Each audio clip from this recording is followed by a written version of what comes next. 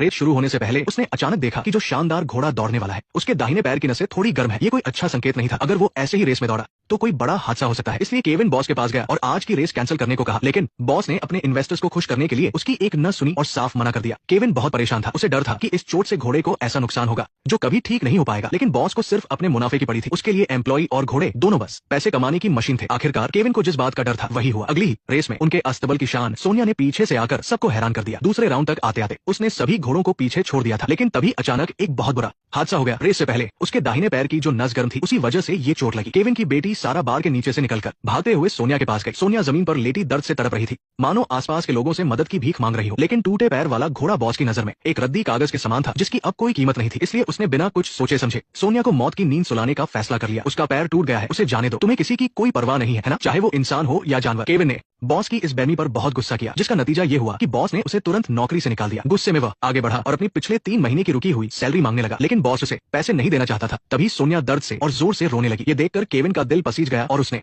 अपनी सैलरी के बदले इस घायल घोड़े को लेने का फैसला किया। बॉस भी इस सौदे के लिए तुरंत मान गया क्योंकि उसे घोड़े को मारने का खर्च जो बच रहा था। उसी रात केविन घायल सोनिया को अपने फार्म ले आया। उसने अपने आदमियों से पुली और रस्सियां लाने को कहा ताकि सोनिया किसी तरह खड़ी रह सके। इस शोर शराबे से दादाजी की नींद खुल गई। जब उन्हें पता चला कि केविन एक घायल घोड़े का इलाज कर रहा है तो वो बिना कुछ कहे वहां से चले गए। ऐसा लग रहा था कि उन्हें अपने बेटे के इस काम से कोई मतलब नहीं है। ये साफ था कि बाप बेटे के बीच दूरियां थी। लेकिन फिर भी केविन उनके पीछे गया और मदद मांगी क्योंकि उसके पिता ने एक बार एक ऐसे घोड़े को ठीक किया था जिसकी हड्डी पूरी तरह टूट चुकी थी। वो बहुत पुरानी बात है, मुझे अच्छे से याद है। केविन को कुछ समझ नहीं आ रहा था। उसे पक्का नहीं था कि उसके पिता मदद करेंगे या नहीं, लेकिन उसे एक बात का यकीन था कि वो इस बेसहारा घोड़े का साथ कभी नहीं छोड़ेगा। अगले दिन उसने एक जानवरों के डॉक्टर को बुलाया। डॉक्टर ने बताया कि सोनिया के पैर की हड्डी बहुत बुरी तरह से मुड़कर टूटी है। इस तरह की चोट का ठीक होना बहुत मुश्किल होता है, लेकिन फिर भी उसके दोबारा दौड़ने की थोड़ी उम्मीद बाकी थी। इसके बाद केविन ने अपने दोनों साथियों को काम पर लगा दिया। बीती रात उन्हें भी केविन के साथ नौकरी से निकाल दिया गया था और वो नई नौकरी ढूंढने की सोच रहे थे। तभी दादाजी अंदर आए। उस औरत ने जैसे ही अपने बेटे को एक अंडा खिलाया कि सिर में दिख रहा नंबर अचानक से बढ़ने लगा। फिर उसने उसे और भी पौष्टिक खाना दिया और उसका नंबर फिर से तेजी से बढ़ने लगा। असल में ऐसा इसलिए हो रहा था क्योंकि वह औरत सभी छात्रों के परीक्षा में आने वाले नंबर देख सकती थी। यहाँ तक कि उस छोटे कुत्ते के सिर में भी उसे नंबर दिखाई देते। जब उस औरत ने अपने बेटे के सिर का नंबर देखा तो वह 211 था। यह देखकर वह बहुत ज्यादा चिंता में पड़ गई। तभी वहाँ से एक लड़का गुजर रहा था जिसके सिर के ऊपर 703 लिखा हुआ था। यह अब तक का सबसे बड़ा नंबर था जो उसने देखा था। इसलिए वह अपने बेटे को उस टॉपर लड़के के पास सलाह लेने ले गई। जैसे ही उस लड़के ने कुछ बातें कही उसके बेटे के सिर का नंबर धीरे धीरे बढ़ने लगा। ये देखकर वह औरत बहुत खुश हो गई। उसने तुरंत अपनी नौकरी छोड़ दी और पूरी तरह से अपने बेटे की पढ़ाई पर ध्यान देने लगी। हर सुबह 5:30 बजे वह उसे उठाकर पढ़ने बैठा देती थी। उसका यह तरीका काम करने लगा। उसके बेटे के सिर का नंबर लगातार बढ़ता गया और उसके नंबर भी अच्छे आने लगे। कुछ समय बाद उसके बेटे की टीचर ने भी उसकी तारीफ की। वह क्लास में सबसे पीछे से टॉप 10 में पहुंच गया था। अब हर कोई उससे सवाल पूछने आता था। इससे उसका आत्मविश्वास और भी बढ़ने लगा। अब तो वह बिना कहे ही दर्जनों सवाल खुद से हल करने लगा था। लेकिन तभी कुछ अजीब हुआ। उसका नंबर 556 पर आकर रुक गया और आगे नहीं बढ़ा। उस औरत ने बहुत कोशिश की लेकिन वह उसे और ज्यादा नहीं बढ़ा पाई। एक दिन उसने ध्यान दिया कि जब भी उसका बेटा अपनी गिटार उठाता उसके सिर का नंबर कम होने लगता और जैसे ही वह गिटार रख देता नंबर गिरना बंद हो जाता। अपने नंबर बढ़ाने के लिए उसका बेटा अपनी सबसे प्यारी गिटार को तोड़ना चाहता था, लेकिन वह खुद ऐसा नहीं कर पा रहा था क्योंकि संगीत ही उसका इकलौता शौक था। वह रोने लगा और अपनी माँ से उसे तोड़ने के लिए कहने लगा। जैसे ही उस औरत ने गिटार तोड़ी उसके बेटे का नंबर तुरंत 600 तक पहुंच गया। उस दिन के बाद से उसका बेटा अपनी हर पसंदीदा चीज को तोड़ने लगा। उसने अपने बाल भी बहुत छोटे करवा लिए। उसे लगता था कि इससे वह पढ़ाई पर ज्यादा ध्यान दे पाएगा। अपने बेटे को इस हालत में देखकर वह औरत अंदर से टूटने लगी। उसे समझ नहीं आ रहा था कि वह सही कर रही है या गलत। उसे डर था कि कहीं उसके बेटे की मानसिक हालत खराब न हो जाए, इसलिए वह उसे बाहर उसके पसंदीदा फ्राइड चिकन और बारबेक्यू खिलाने ले गई। लेकिन उसका बेटा नाराज हो गया। उसने कहा कि यह सब चीजें उसके दिमाग के लिए अच्छी नहीं है। तभी उस औरत ने सड़क पर एक गाना गाने वाले को देखा। उसने उससे गिटार उधार ली और अपने बेटे को दे दी ताकि वह थोड़ा रिलैक्स कर सके। लेकिन उसके बेटे ने गिटार जमीन पर फेंक दी और उस पर चिल्लाने लगा कि ये सब चीजें उसकी सफलता के रास्ते में रुकावट है। और फिर वह तुरंत घर भाग गया और वापस पढ़ाई करने लगा। अब उस औरत को अपने किए पर पछतावा होने लगा, इसलिए उसने चुपचाप उसके पुराने बैंड के दोस्तों से संपर्क किया और एक छोटा सा स्टेज तैयार करवाया क्योंकि उसे पता था कि उसके बेटे की सबसे बड़ी इच्छा थी कि वह कॉलेज एंट्रेंस एग्जाम से पहले एक बार स्टेज पर परफॉर्म करे। यह देखकर उसके बेटे की आंखों में आंसू आ गए, लेकिन उसने डरते हुए अपनी माँ से पूछा कि क्या उसका नंबर फिर से गिर गया है। हालांकि उसके सिर का नंबर तेजी से नीचे जा रहा था। फिर भी उस औरत ने मुस्कुराते हुए कहा कि तुम्हारा नंबर 20 अंक बढ़ गया है। यह सुनकर उसका बेटा आखिरकार शांत हो गया और वह उस स्टेज पर चढ़ गया जिसका उसने हमेशा सपना देखा था। तभी उस औरत को समझ आया कि उसके बेटे की खुशी किसी भी नंबर से कहीं ज्यादा कीमती है।